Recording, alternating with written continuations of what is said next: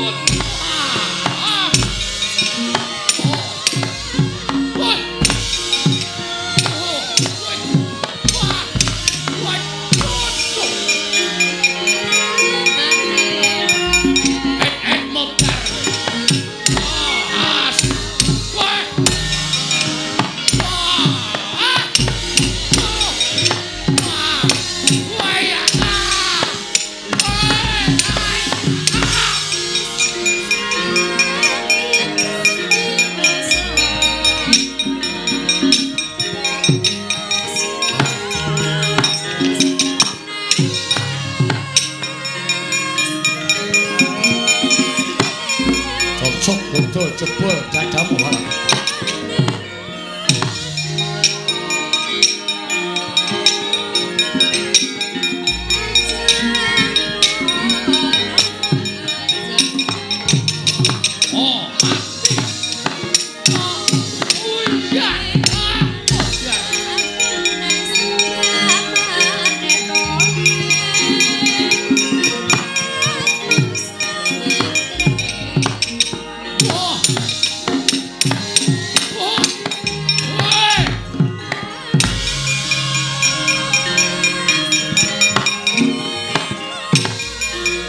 Setan, ayo balik iki.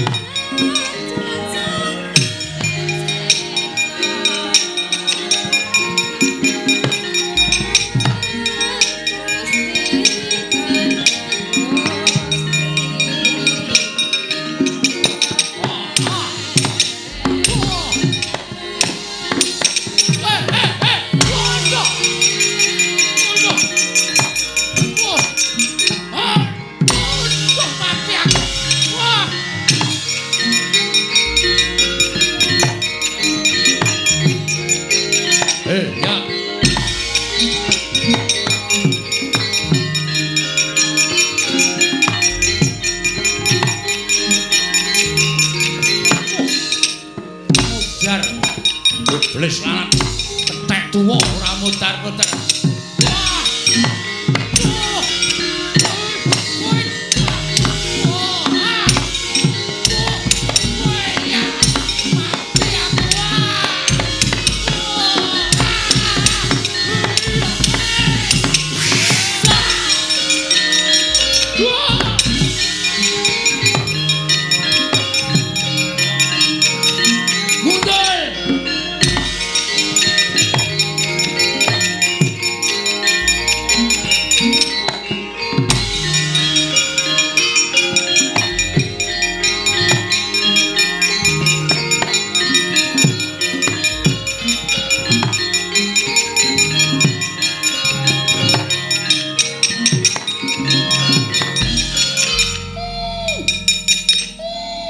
Samar mamaring sukma Sinung maya winaya ing asepi sumimpen telenging kalbu pambukaning warana tarlen saking liyep layaping aluyup pindha pesating sumbana sumusuping rasa jati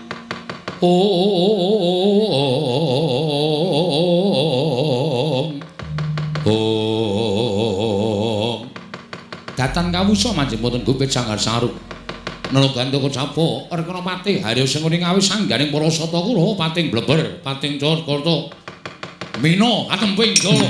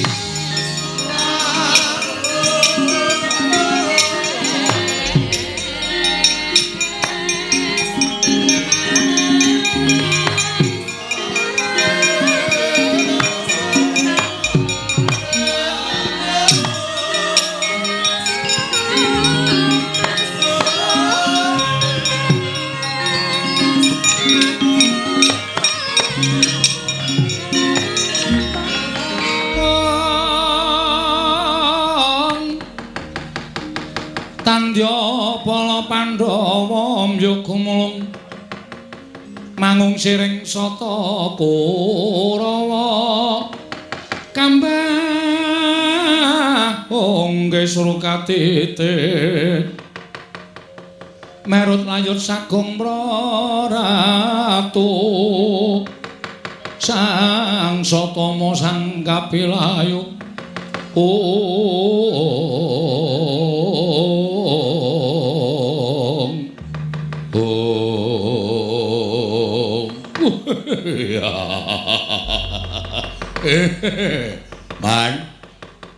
mandhap saking pertapan kembang sore kula ingkang putra Dursasana cemadung dawuh Paman dan putrapun Surtayu Cemadung dawuh. Paman putrapun Kartomarma Cemadung dawuh. Lah, Bat. Ya napa, Bat? Iki putra-putra Durmagati Cemadung dawuh panjenengan paman dalya cekudi. Dirsasana Surtayu Kartomarma Durmagati Citraksi. Kirke cantrike Sabdawala tegese ora kelakon mboyong marang Begawan Sabdawala kang mangkono bakal dadi dukane anak Prabu Ngastina. Wah, ladal. Pandhita gunung nangnung.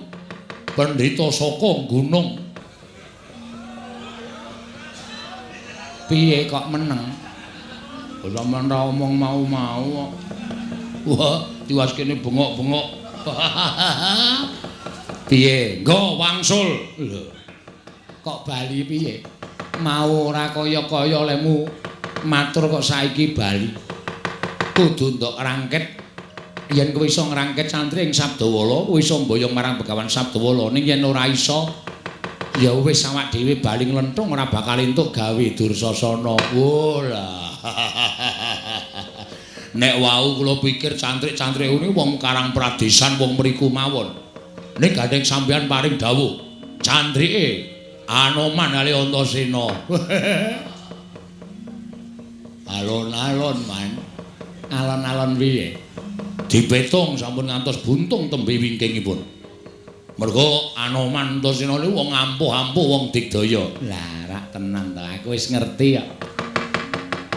Ora kaya sumbarmu nalika ngarep bar saiki wis ngerti cantrik Sabdawala Anoman karo Antasena njur katon pucet. Cahyamu raimu kok ganjur alum kaya ngono. Sapa sing wani? Sapa sing wani kali Antasena? Sapa sing wani karo Anoman niku satriya pengpengan kabeh. Anoman niku arep kethek niku gembong mangliawan. Tau tate dadi senopati ning Sang Marteng jagat Prabu Rama Wijaya. Neming kula musuh Anoman mulih iso mlebu ICU, Man. Rasaku kan gunem tanpa guna. Wis to. Kowe menang, waton aja maju mbaka siji, maju bareng mara. Anoman dikeroyok, Antasena dikeroyok, ora jeneng mukal yen to kabeh bakal kalah. Ora bakal kelakon ning antase wong 100 kok kalah karo wong loro. Maju bareng, aja maju mbaka ijen. Oh nggih. Panggatipun para putra pinjam menapa ora ketang sambung Baracara lintang mangkata dina iki. Surtayu budal nggih ngestaken dawuh. Kartomarma budal nggih ngestaken dawuh. Citraksi budal. Apa? Niki sanapa? Nun inggih ngestaken dawuh. Niki sanapa? Ya. Durmagati budal. Nun jaman kula izin. Lah ngopo? Kula kok kaya ajeng macuk angin nggih, Mas. Masuk angin kok ketara iki cara ngendi? Awake gleges-gleges. Ilung mampet. Mlipat nggo nyawang napa-napa teng klebyul, Man. Nek weruh dhuwit cetha. Kuwi ora masuk angin. Yen tok niati arep mundur mangkat aja kaya bocah cilik. Nggih, ayo ora ketang gliyak-gliyak le.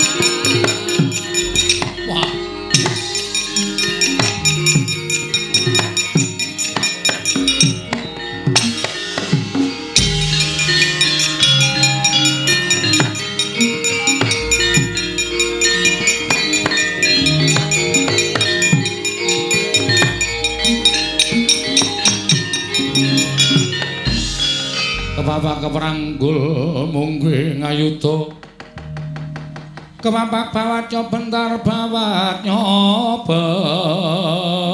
bentar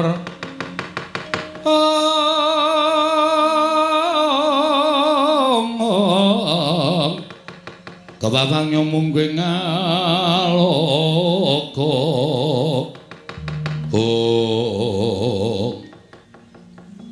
ora pangling surtayi Anoman dasar Puranyata dampyak lakuning Parasata Kurawa bener ngendikaning Begawan Sabdawala yen to Begawan Durna ora bakal wani delangap ucape kemewat kaya ngregem jimat kaya wani ndilat Resi Abang ana ngersaning Sang Begawan Sabdawala cetha yen to nggawa Parasata Kurawa ayo seminggir pertapan Kembang Suri bakal tak bumi angus kowe iso tekan pertapan Kembang Suri lamun iso nyempal ku andane Anoman piye iso nyempal ku andane Anoman babu mbok anggep mbok sepelekke Surtayi ayo majur jangkah tak untapake marang kayiwanganing Bathara Yamadipati lena pangindamu tak nggo gatheng sirahmu kowe Surtayi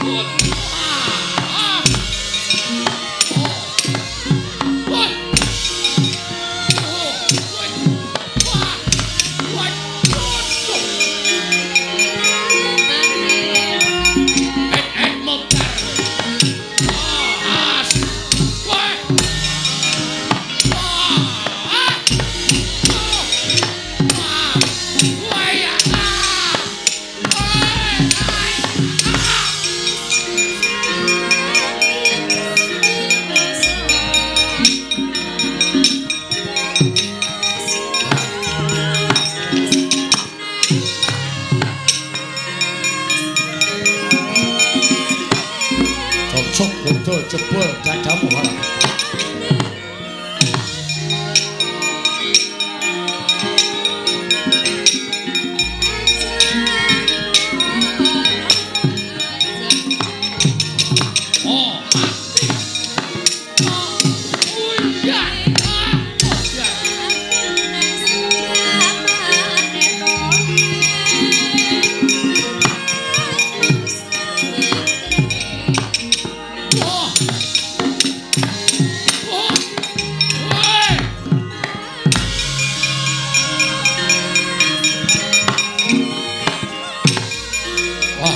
Setan, ayo balik iki.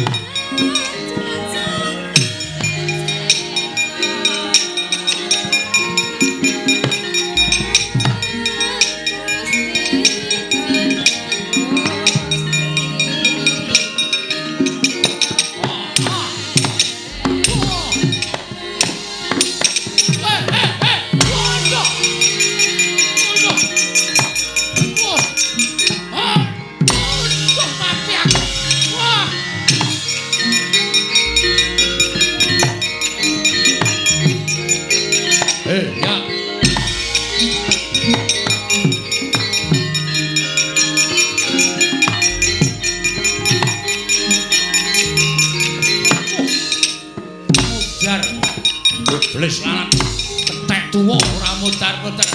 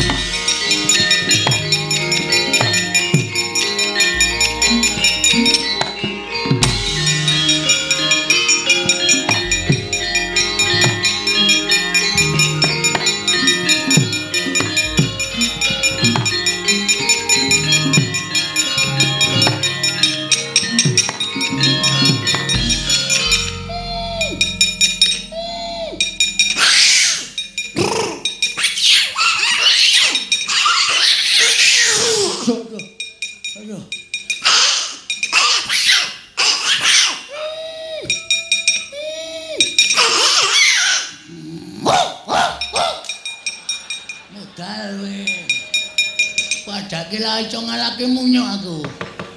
Munyuk kalah karo Kilik. Kowe nek nggo golek dhuwit nunggangi Kilik.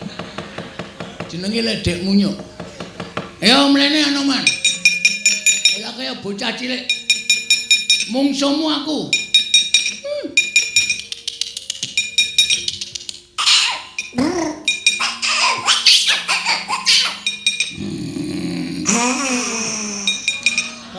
Kowe tetepan musaku. Oh. Tetep kalah.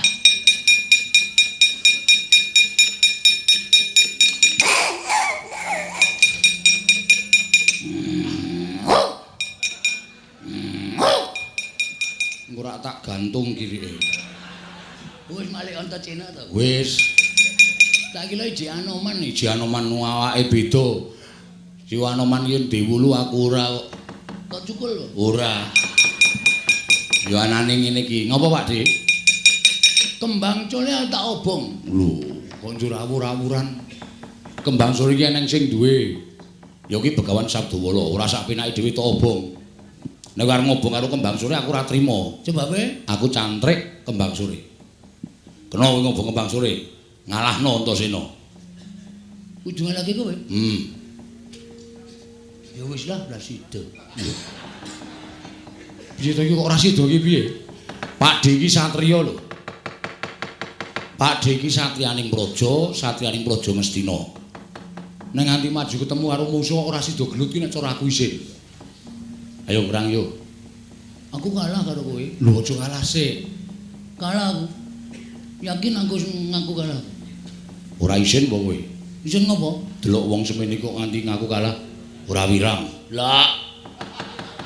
Ora isin. Lah. Icin dienggo melem ilang. Apa? Icin dienggo melem ilang. Anggere mlipate melem icin iki lah bakal ana. Ya saora-orane gelut yo. Saubengan ro hubungan. Aku lan dicangu. Gelut ra sanggo sangu nggo kekendelan. Oke. Nek ora celu-celu ning ngantem. Yo. Soale kok antemamu bantel, pan aku tak antem pican modal tenan aku. Yo. Lah celu-celu. Yo. Ngerti aku Pak Demu. Yo. Yo. Udus kowe. Ora nggo gamelan. Lah cah do kecel ketoke. Oh iya. Ngene iki wucu. Awas. Ngendi iki? Ning kene. Ora entuk nyilem. Oh iya. Ora entuk ambles bumi, ora ambles bumi aku lek ngantem. Oh iya. Awas. Hop. Lho kok banter? Oh cali-cali lali ya. Cali kebacut. Ola nipo kowe? Akarepmu? Nipo. Oh iya. Men ketok aku lodo menangan. Oh iya. Jandak cilai set jegluke lemah. Iya, gajah laine.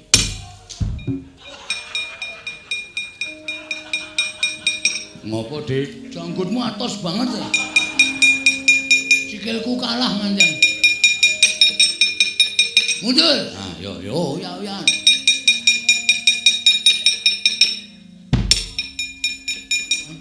Cemono. Ya. Lah nduk bantel-bantel lho. Iya. Mesake karo Pakde soalé nek banter ndak kowe nganti lara. Heeh. Cemono wis cukup. Ya. Kebantelan ya. Nggon cangkem iki mau. Iya. Us. Wut edian. Ora lunga. Aku men kaya kowe. Ayo nek iso endo ya Asem ya. Ayo sing do nguyuh-nguyuh sik ora apa-apa iki jek suwe.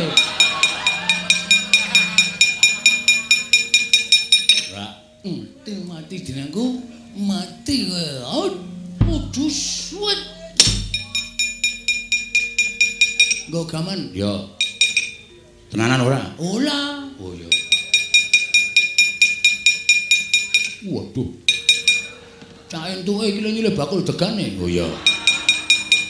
Aku nggawa ora? Cak kalemu. Ya menimbang nggawa ya. Ya. Asem iki. Linggis. Ayo sak anane. Ola bantel-bantel lho. Ola.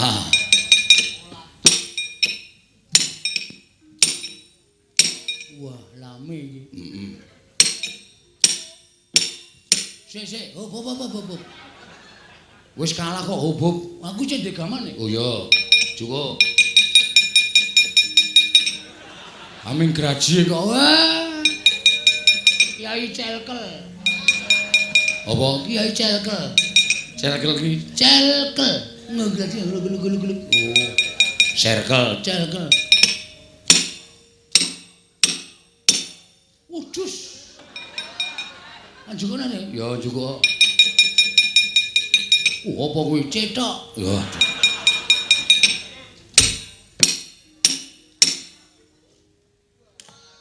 Anjukonane. Lho. Apa kuwi candal? Sandal kok nggo pusaka. Iki lek entuk nang candalan mawa cahya. Waduh.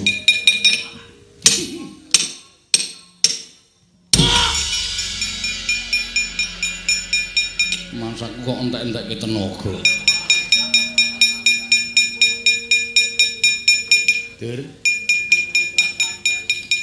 Kok batuke kok abang.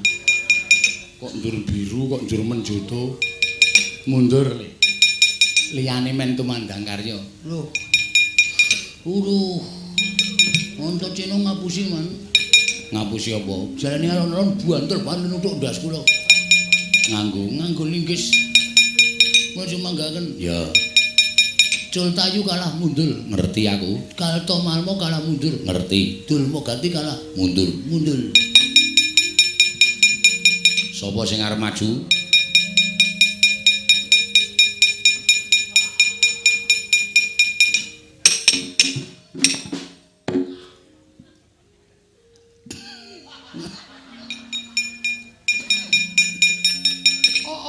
Ora cenenge sama. Ora sasapenake dhewe sampean geguyu kali kula. Arep maju apa? Ngomong suwe. Anoman kalih karo Antasena. Anoman Antasena. Nek Kartomarma Surtayu dudur-dudurma gati do mundur. Ning Citraksi aja digawe enteng. Arep maju. Kukulatus mila ajare Demak.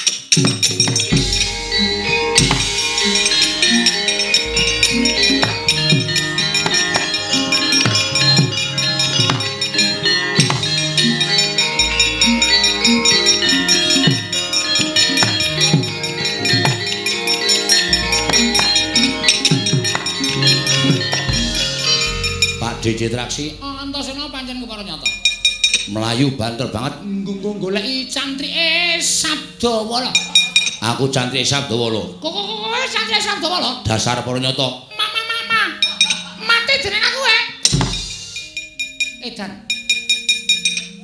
pantemamu ora sepiro wae Piye? pantemamu ora sepiro Ora nglakon tinjung akhirat aja dutang Raden Arya Cinta.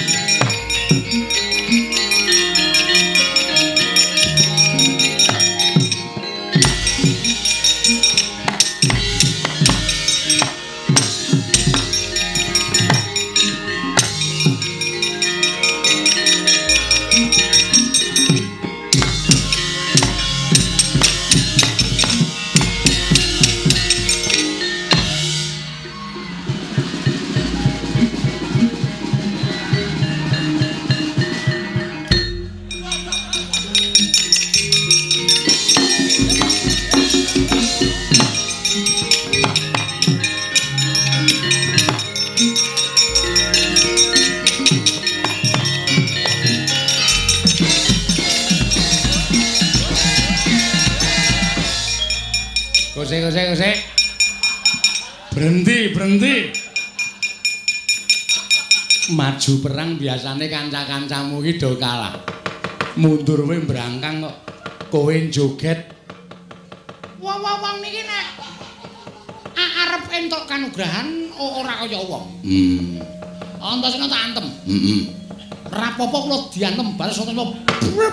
Bres. Candak sirah kula duncake mburi, Mas.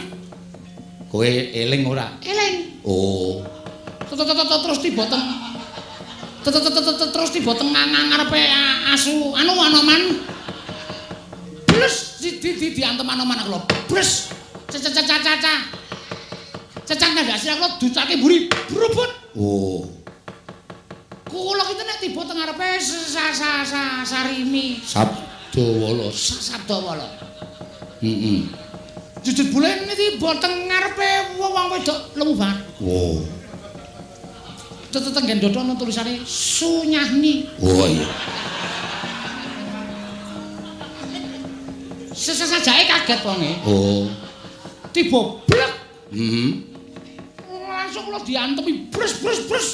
Nganti tenger-tenger nika. Bareng kula megap-megap candak sirah kula terus diseseli niku masluk ngoten. Papaune ajeng kula lepeh. Oh. Papaune ajeng kula lepeh. Ning kok kula seret kok seger. Terus kula entekke man. Oh. Sesajake nganti kentekan napas. Sesuk kudune sing kewaregen kula sing semaput kula kok malah mriko sing kemaput. Mbok menawa kempes. Mbok menawa. Ah, seger. Gabres kuwi lho. Napa nggih? Kukuning apa putih? Putih. Seger. Temonjo tenan. Ha, ajeng ngicipi napa? Ora. Wong tuwa kok aneh-aneh. Weh, arep padha kaya ngapa niku? Tuwa kae nek disediani kaya ngono ya tetep gliyak-gliyak. Isih apa? Isih sing siji. Oh.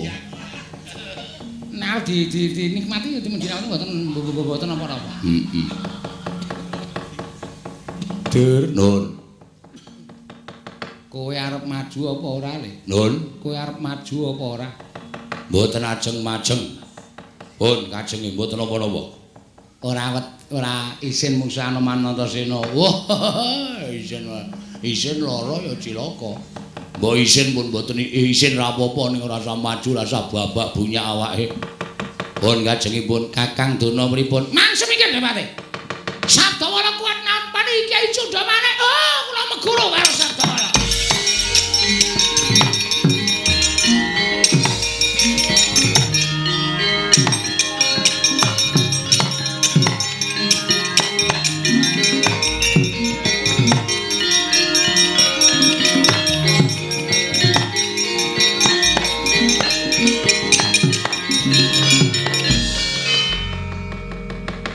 ngertos maning jajaran sekretaning bawana iblis lan ati Sabdawala.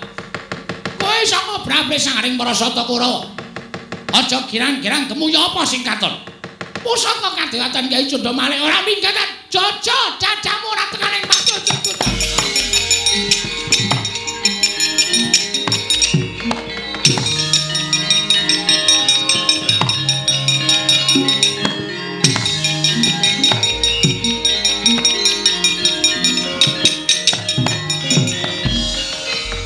Wis war ngamuning-ani saking katebian. Nenggi Sang Begawan Sabdawala mulat Sang Begawan Durna ngliga Kyai Cundamanik arsa den tamakaken dhathaning Sang Begawan Sabdawala sigra semedi amuja jaya kawijayan. Begawan Durna miwah sangya para Sata Kurawa katempuh nyanging gedhe dawah wonten negari Ngastina.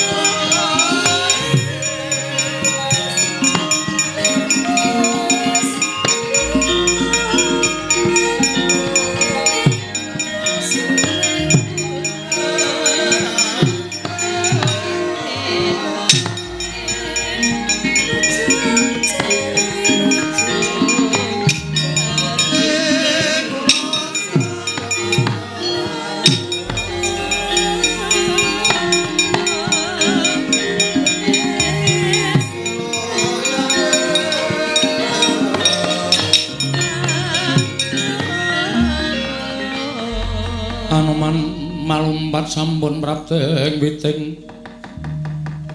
witing Nagasari mulat mangandhap katingal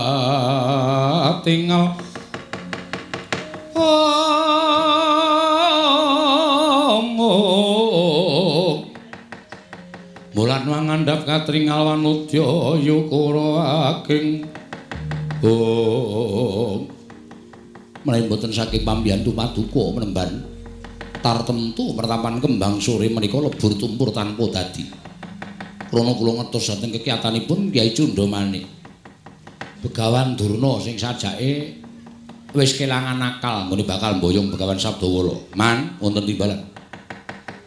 Wiwit tekaning wong Astina iki tak kira saka pangrasaku bakal saya akeh panggodha pangrencanane sing bakal tumanduk marang pertapan kembang sore. Lho iki. Lajeng parang paduka kados pundi jaga-jaga samapta ing gati sawiga ing diri aja nangking maraja saka sela-selaning garuya Anoman lho iki ngestaken dawuh aku tak semedi supaya gancarake sarta ngrancakake ngono bakal paring ilmu marang para cantrik lho iki nah itu lho mangkaten kula namung sumangga dhek kersa paduka Penemban karo Raden Antasena jaganan pertapan kembang sore lho iki ngestaken dawuh nyuwun pangestu Penemban sing ati-ati aku tak manembah ana ngersane Hyang Mahanasa Anoman lho iki ngestaken dawuh Penemban.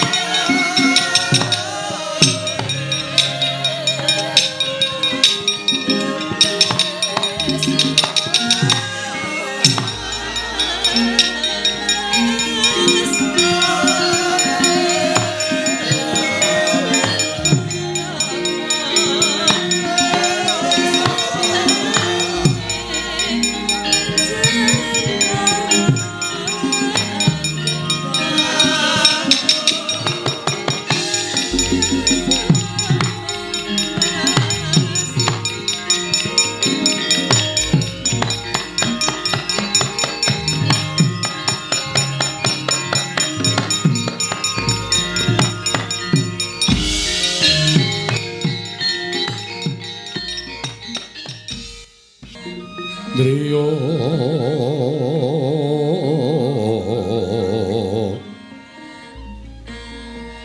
Hirwang Candra katawengan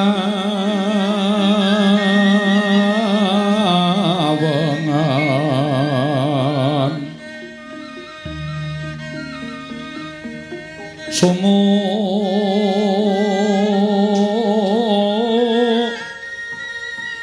ing jas katuritan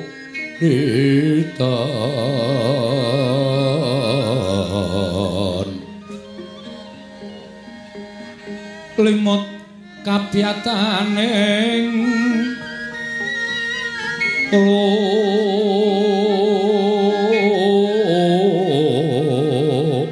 ojit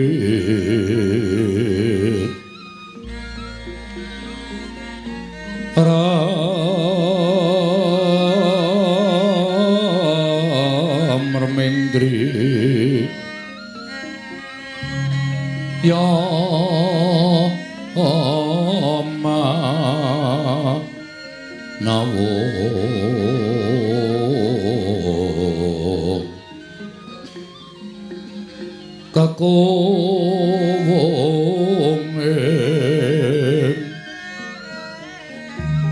kakaweng bang wiseso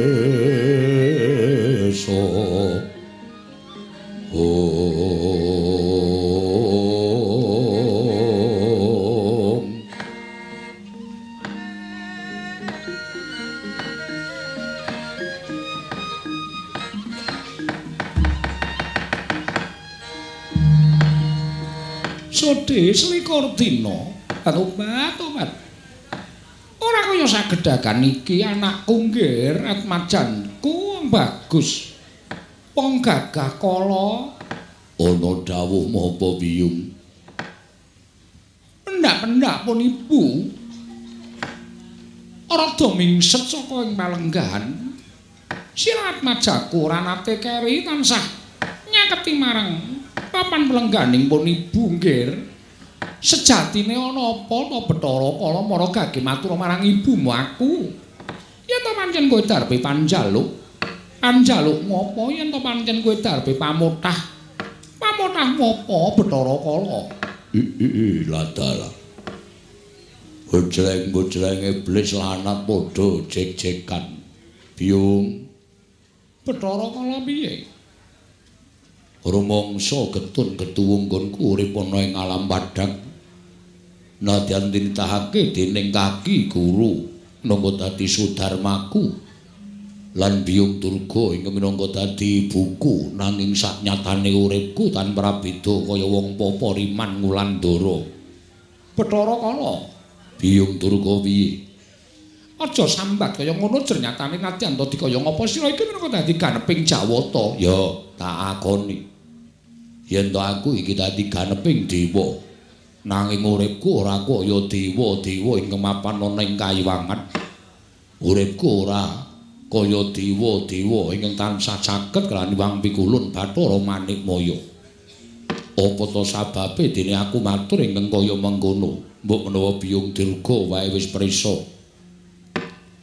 wiwit aku munggah ana ing dedaratan saka dasaring samudra dumadi saka kama kurup kama salah kama keluputaning kaki Manikmaya dumuli aku munggah ana ing kayiwangan njaluk diakoni yen to aku kuwi dadi anake Bathara Guru nanging jebul nggonku dadi putraning Sang Hyang Jagat Girinata ora kaya ingkang gumana musik ana ing pengangen-angenku dadi putra dewa lha kok jebul malah kasangsaya uripku lire piye dene sira matur ingkang kaya mengkono wiwit biyen tekan saiki jinadhang aku entuk cadhong pangan ya kuwi panganku ora kejaba mung bocah Sukerta tegese bocah Sukerta mau pirang-pirang wernane. Nganti wis nato tadi dikandhakake dening kaki guru nanging enggo seprene. Aku durung tau ngrasakake kaya ngapa segering wong Sukerta. Daginge lan kaya ngapa seger gethihe wong Sukerta. Biung dina iki rasa pangrasaku nggone nandhang luwe wis ora isa dipambengi meneh. Aku kudu mangan daging menungsa. Aku kudu ngombe gethihe menungsa Sukerta. Mula dina iki dina samengko aku pilihna sapa ing bakal dadi cadhong panganing Bathara Kala. Yen to dina iki ora entuk cadhong pangan, ora dalah. Trima kukut jagating Bathara Kala tak balekake pangkat kadiwatan marang panguwasaning Hyang Pikulun Bathara Manikmaya Biung. Tobat. Aja kesusu yo ngger dipetung nganggo nalar sing ganep. Mergo ingkang bakal mbok jangka mau temene Ibu wis ngerti. Sira kepengin nedha wujuding titah menungsa wonten ingkang bakal sira dadi cadhong panganmu ya kuwi ora yo kejaba mung Pandhawa. Ternyatane Pandhawa kuwi dipetung dadi bocah Sukerta. Nanging sabar dhisik yo ngger sabar. Aja kok gawe pati ning para Pandhawa nadyan gawe cintrakaning para Pandhawa kuwi angel, Bathara Kala angel. Sira kula bos ngawuningani dhewe. Bola-bali pun Ibu gawe karti sampeka, gawe rekadaya supaya Pandhawa cilik loro gedhe tenganing pati nanging tansah gagar wigar tenantuk karya. Iya. Mula dina samengko disabarke dhisik ya Bathara Kala. Ora dalah yen kudu sabar banjur kudu pirang taun meneh nggonku ngenteni lelakon iki. Mula Kang Sangga kuwi Biung, upama aku ora kelakon mangan daginge wong Sukerta, ya ki para Pandhawa golekno kira-kira sapa ingkang pantes minangka dadi cadhong panganing Bathara Kala. Kowe tak kandhani ya kula, Biung Durga piye? Setemene mateni para Pandhawa kuwi ora angel. Yen to ibu lan sira kula bisa nyingkirake marang para Panakawan. Iya, pancen mengkono. Nadyan mung wujuding Panakawane wedene uga ora kena disangga enteng ternyatane luput senjata tawa tegese ora isa dikrenah cintrakan sarta patine. Jaran Panakawan nala Gareng Petra Bagong Semar kuwi tansah nyawiji dadi siji minangka dadi kekuatan sing ora bisa dikalahke dening apa wae. Monggo dina samengko iki setemene Panakawan nedeng Gotang Bathara Kala. Gotang sababe apa? Sabab ora ana siji ingkang mapan ning Karang Kadempel. Ingkang siji dina samengko madeg Brahmana ning pertapan Kembang Sore para Begawan Sabdawala. Ing satemene ora kejaba mung Petruk kantong bolong nggone madeg pendhita. Mula Bathara Kala yen kowe bakal mateni marang para Pandhawa kudu iso mateni marang Panakawan dhisik. Iki ana kalodhangan Petruk ora ditunggoni karo kadang-kadange, ora ditunggoni karo wong tuane. Mapan ana ing Kembang Sore madeg Brahmana. Yen sira bisa mateni Petruk, tak kira gampang mateni Panakawan liyane. Satemah uga gampang mateni para Pandhawa Bathara Kala.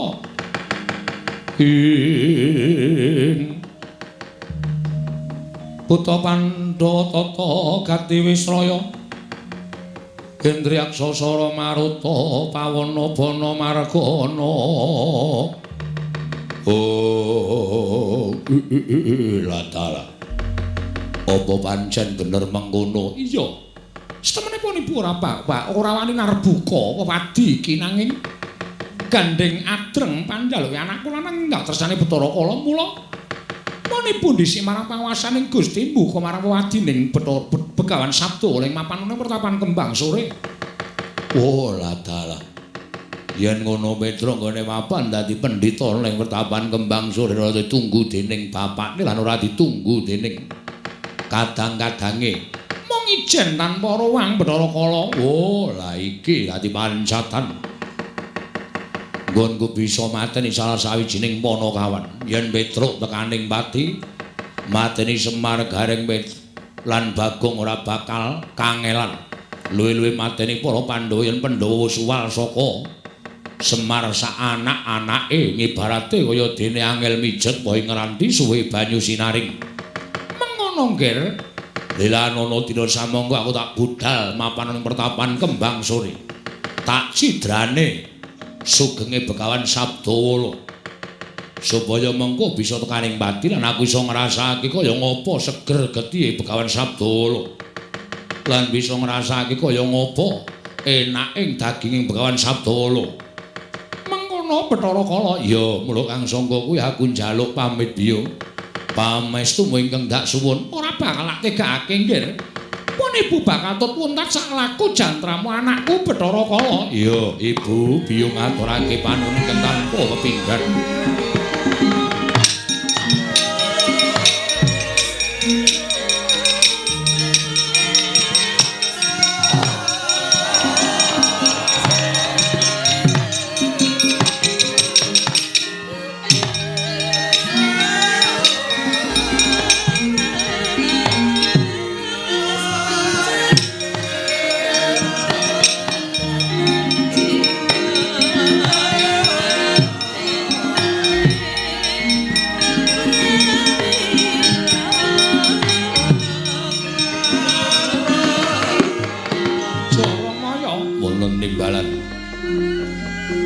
budale Prawadyabala. Iya.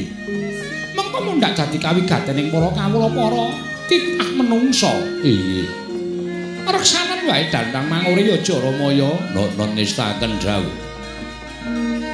Aku bakal budal mlapat laku ning anakku Bathara Kala.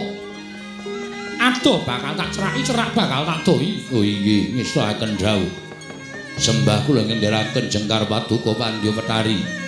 Pamujimu tak jaluk muga-muga kelakon penjanganing mawanganmu Bathara Kala ya Jaramaya. Iya, mboten langkung ngestakaken dawuh Paduka Pandya Petari.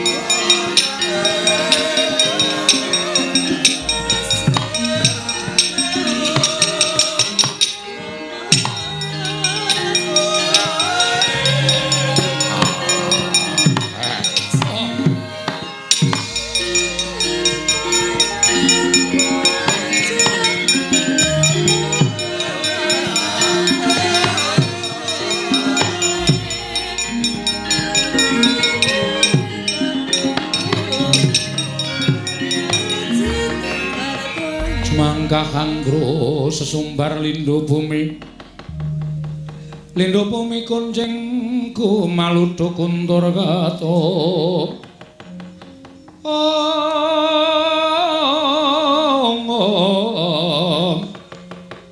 lumembak penyu kang kumambang dosang Wisnu Bathara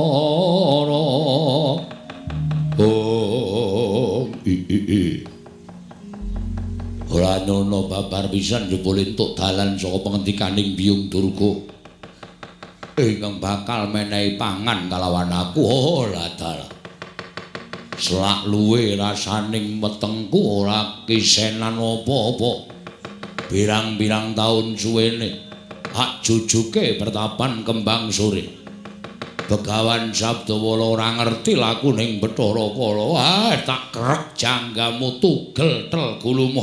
Sesep-sesep getihmu ya.